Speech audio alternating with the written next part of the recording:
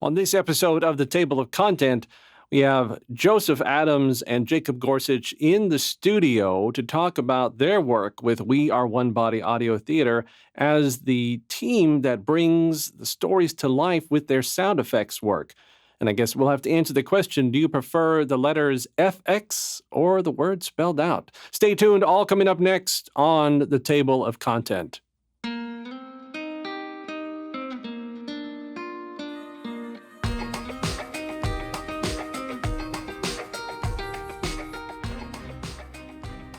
This is the Table of Content. I am your host, Albert Saenz. Thanks so much for being with us. As always, this is the podcast where we talk about everything cool, hip, new, and awesome happening with We Are One Body Audio Theater. And I am extremely excited to have two good men in the studio with me, Joseph Adams and Jacob Gorsich. Thanks, guys, for joining us for this episode. Thank you for having us, Albert. It's a pleasure. Anytime. Anytime. Be careful about offering any time because I will gladly take you up on any time. So I will test your limits on that offer. Now, for those of you who do not know, this dynamic duo, who you could refer to as JJ or J squared or any number of creative names, they create and make sound effects to join in and lay into the audio theater productions. And we're going to find out a little bit more about their backgrounds and what they do with sound effects.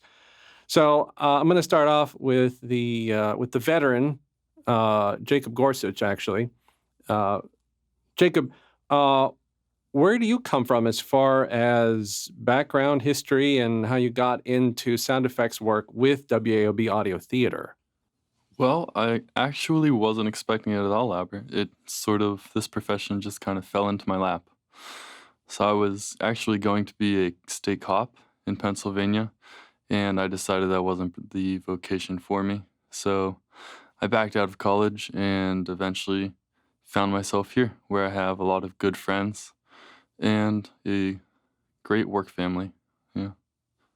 Now, when you say great work family, we are talking, you do include Joe in that work family, correct? Please? No. Yeah, we'll keep him in there. Good. Yeah. Good. That's great. Now, the sort of new guy, the new kid on the block, Joe Adams, what about you? Where was you, where were you coming from as far as sound work and how you ended up here at Audio Theater? Well, it's a long story. I was actually walking down the street one day pondering, and I was like... What, in West Philadelphia? Oh, yeah, and I was born and raised. But no, on a serious note, that's funny you said you were going to be a state cop, because I started out in school of criminal justice and was going to go into law enforcement to follow my dad's background. But anyways, I actually started in the fine arts, where I went to school for fine arts. I did painting and drawing and all that fun stuff. And then I kind of picked up the little things some people do, like DJing on the side, became a bedroom DJ for a little while, and then actually did a couple of clubs locally down in South Florida. And got more into the art aspect of audio in a sense. I started really getting into electronic music and anything that made noise and sounds and buzzed and hummed and all this cool, fun stuff. And then I was like, wow, I kind of like this. It's, kind of like a cool art form to get into sound. And I just fell in love with that medium, I guess you can call it, because, art has mediums, like paints, and sound, you get creative with it. So I did some schooling for sound down there in Orlando, Florida, and learned quite a bit. I started getting into video games since I loved video games as well. So I kind of joined the two together. I was like, oh, cool, you can put sounds into video games. Video games. Favorite video game? Go. Oh, man. 5, this is 4, a tough one. 3, I've been into... 2, 1. Favorite video game? You're killing me right here. Go. All right. Right now, I would have to say that my favorite video game is Pokemon. Okay, sweet. So be it. I had to bring the inner nerd out on me. It's kind of funny. I never really considered myself a nerd until maybe after high school. I was always into sports and more on the jock side of things, and wrestled my whole life. And I kind of fell into the nerd realm, which I'm thankful for. Kind of found my artistic roots. You're a great nerd. Nerd Joe, life you're a is the great best nerd. life. Yeah. It's funny. I never thought I would consider myself a nerd, and then I was like, wait, I like video games. I like painting. I like music. Guess I'm an art nerd, you could Hmm. say. Sure. But yeah, I continue to ramble on. But yeah, I got into video game sound. I did a couple of indie projects locally in the Orlando area. Then I actually joined EA Sports. It's in the game. Worked Yeah. on 2 of their Madden titles, which was a lot of fun. Are you in the credits? I am. Sweet. I'm in the credits for that. And then I was like, all right, let's see what else we can do with this. And I just kept going further, and I was like, let's go to Western Pennsylvania, out of all places, right? Right. Of all places. No, it was good. I a lot of places in this, what would you call it? Industry. Industry. There you go. Thank you, Jacob. A lot of the jobs are out west in California, and that's just too far for me. I have a lot of family. I've really value being around my family and close to them. So finding this job up here actually was like a blessing in a sense, because it's exactly what I love to do, and I'm able to paint and doing the art side of things, and then also do the sound effects and all that kind of stuff. Exactly what I wanted to do. And my family's all in Philadelphia area, right? Represent Philadelphia. Go Eagles. Phillies. Yes. Yes. Go ahead. Go ahead and continue on with your story. I know. I'm sorry. It's a long story. But yeah, and I saw this job opportunity, and I was like, I don't want to pass this up. I'm not too far from Philly. Some of my family actually moved up to Rhode Island, which is still only about 8 hours from here. So yeah, it was definitely it was a good fit. Well, before we get into the work that y'all have actually been doing, I want to make a point about something that each of you said that's sort of similar. Jacob, you noted how you were trying to be a state police officer for Pennsylvania, but that you realized it wasn't your vocation, and that you came here unexpectedly, as it was, and sort of have grown into it, and that you now have a kind of a great work environment, a great work family. And I appreciate the note about trying to really be honest about, well, this wasn't my vocation. And now you didn't specifically say that maybe this was, but it sounds like maybe this has been better for you from a life perspective than what you may have had as a state police officer. That's just my speculation, but I appreciate that sort of vocational call, trying to find out what it is that you were made for. And then Joe, of course, saying, this has been a great blessing for you, and always important, I think, to just note that these sort of opportunities that we have to do the work that we love, whether we know we love it or not, is a great blessing. So thank you both for sort of making those notes. Let's get into the work that y'all do. Now, it's a mix, right? It's sort of a mix of some physical and also digital, right? Correct. So on the physical side, that's what we would refer to as the Foley work. And I really want to spend some time talking about that, because that is you two setting up crazy stuff to recreate a sound, from footsteps to a carriage to water splash, footsteps on gravel, wood, grass. I mean, anything you can think of, you guys have to sort of find a way to make it. Mm-hmm. Tell me a little bit more about the Foley work. Well, it helps us get really creative with what we do.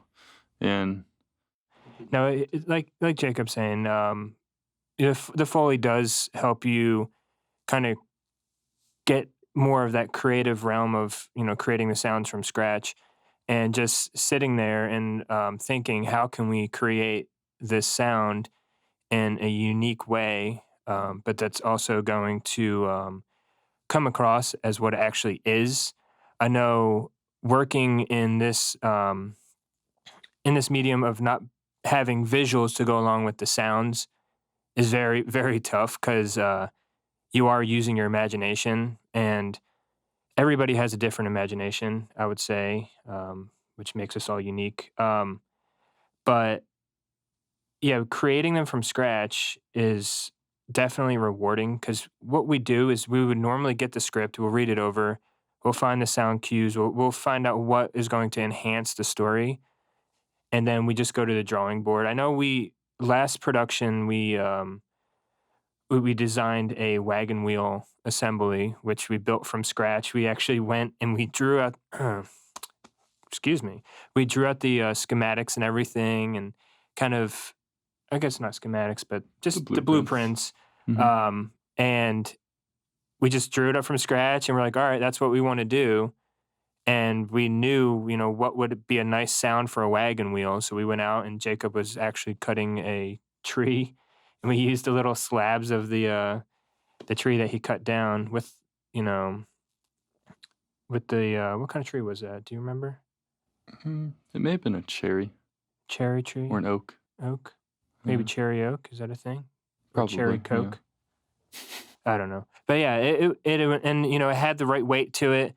We created the designs, which we're going to actually start showcasing on our Instagram channel. Oh, nice. It's the stereo pair if you are interested in that. It's really cool. We're going to actually be showcasing some of the stuff we build, and then we're going to show examples of how they sound and how you can use them. So we'll be showing the wagon wheel setup on there. What else have we made recently, Jacob? I know we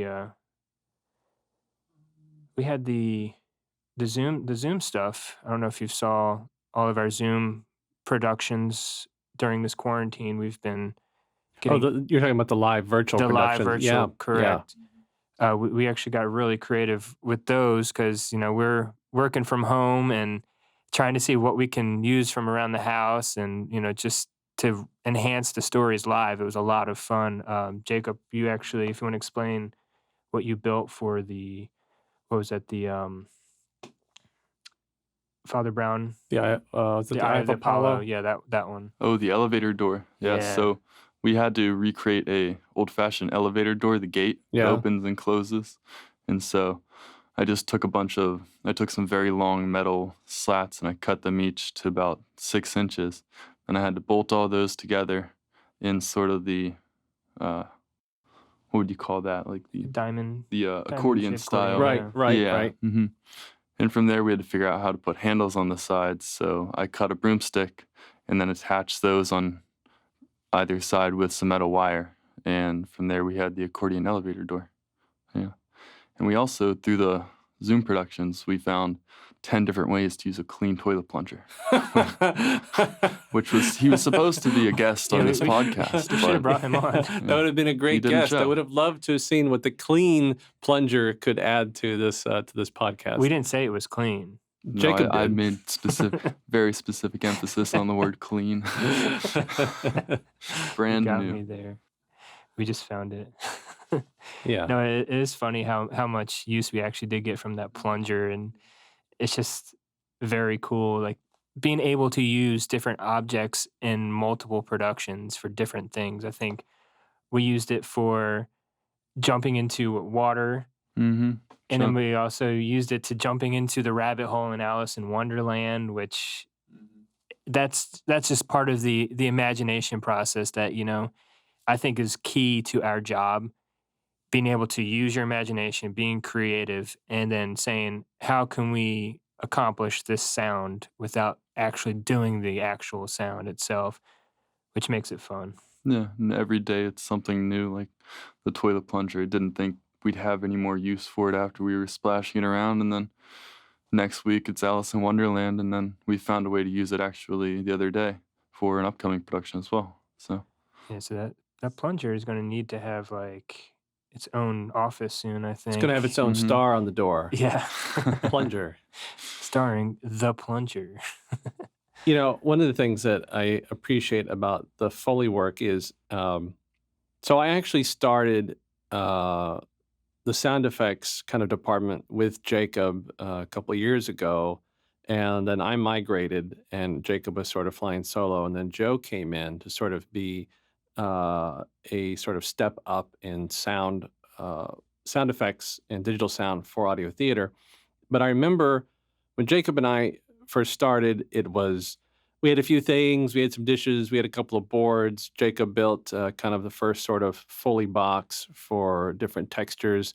We had like a couple of pairs of shoes. There was not much, and I've been down through the Foley area in the past couple of weeks, and it's just loaded now. It's like loaded. Like I couldn't count the pairs of shoes. I couldn't count all the different things you've added in. I couldn't add the wood, the metal, the different texture, all the stuff that you've added now, just for the sake of being creative and finding all these ways to make all these sounds. And it's such a great thing to see because it's just sort of exciting to see where it was and then what you've sort of, the two of you have made it into and what you continue to make it into. So really, really super stuff from my perspective.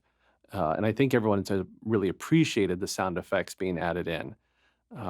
And especially in the Zoom productions, that's been unique. I've watched a few of them, and I see the cameras pointed down on basically your feet and the floor where you do all your sound effects work, and you're following along trying to get the cues right. Mhm. So it's a fun thing to watch Foley work happen.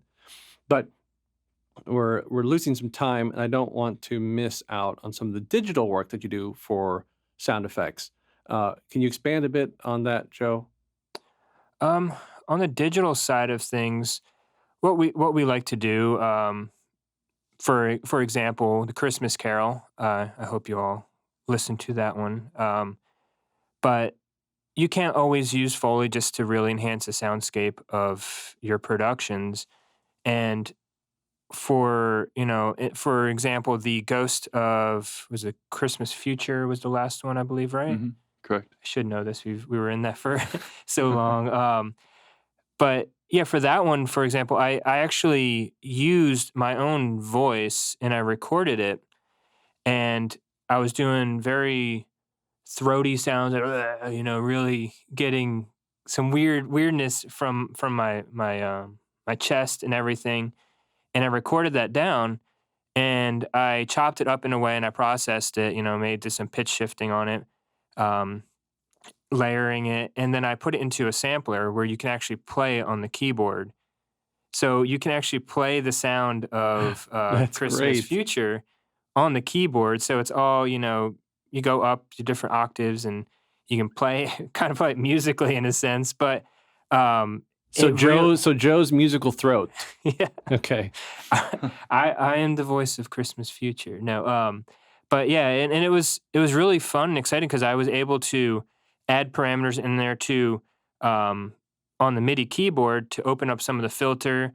So when he was kind of giving more, I don't know, attitude towards Scrooge, I would say, I opened that filter up, and you can use it with the modulation wheel and really just play the Ghost as an instrument. And it was fun and challenging. And of course, you got to give it some nice big reverb to wash it and really make it sound huge. And that one was a tough one because, the Ghost doesn't talk. So pretty much his presence is what you want to kind of capture. And, of course he points and stuff. So we used some sticks breaking and cracking to give him that sound of his arm moving up, and we added Foley in there, the Foley cloth. So it's just an example of using Foley with digital processing as well to help, enhance the scene in a sense, which is fun. So let me ask you the last question then. It may be hard for the listeners to understand how audio production happens in the digital world, but a quick synopsis is that you would basically have multiple tracks, okay? Correct. And you'd sort of have a main audio track, but everything extra is another track, sort of so that you can control each one individually. So if you can imagine lots of lines, but in a basic form, it'd be 1 or 2 lines. So my question is, so far in these productions where you've started to add in lots of Foley, lots of digital, you doing MIDI throat sounds, how many tracks? What's been your highest track count? Ooh, we were up in the hundreds for Christmas Carol. I know we had a good bit. Christmas Carol, we threw a lot of Foley in there, a lot of footsteps. So yeah, I want to say it's like 112 or I don't. 170, I thought. 170 was don't one. know. I can't remember, to be honest. But we definitely were over the hundreds for a number of tracks. And the reason that I wanted to bring that up, and I'm glad that you had such a high number, is anyone who's listening to this that doesn't understand sort of the sound effects world, I don't want them to think that you guys just sort of make some sounds, record them, and then you just throw them into this computer and it's there. Like, you are literally creating as many as 170 tracks for one production. Mm-hmm. And this was, it was like in 30-minute segments, right? It was like 20 to 30-minute segments Correct. for the Christmas Carol. Correct. So imagine, if you can, those who are listening, having to create all the sound that went into it, and it's separated out by so many tracks of audio. So that's just to put some magnitude on what these guys are doing for their productions. So it's no simple task, but definitely a lot of fun. Jacob, Joe, thanks so much for taking some time out to give the listeners an idea of what it is that you do. Really grateful for taking some time out. I know y'all are busy, so thanks so much. Of course. Thanks It for was having fun. us. I want the listeners to visit waobadiotheater.org, or go to our Facebook page, We Are One Body Audio Theater, or go to our YouTube channel for We Are One Body Audio Theater, or keep an eye out for the Instagram Stereo Pair. Stereo pair, yep. So you can listen to the work that these guys are doing. It's phenomenal. It's great. It's really entertaining and really adds a different level of experience to these audio recordings. And if you want to just find out more about We Are One Body Audio Theater, again, just go to the website and start digging around, or our Facebook or YouTube page. And again, keep tuning into this podcast. We're glad to have you. Hope you enjoy it. And we will look forward to having you tuned in to the next episode of The Table of Content. Take care.